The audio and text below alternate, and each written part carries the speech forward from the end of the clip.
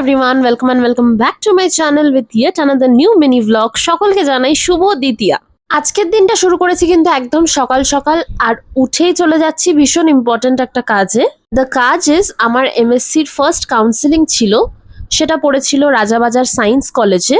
আমার সিলেকশন হয়েছিল বালিগঞ্জ সায়েন্স কলেজের নিউরো সায়েন্স সাবজেক্টটাতে, বাট আমার যেহেতু ইচ্ছে ছিল জেনেটিক্স নিয়ে পড়ার, তাই জন্য সেটাই আপগ্রেড করানোর জন্য চলে গিয়েছিলাম। কাউন্সিলিং শেষ হতে হতে প্রায় বেজে যায় 4টে। অনেকক্ষণ ধরে ভীষণ খিদে পাচ্ছিল, বাট কোথাও যেতে পারিনি।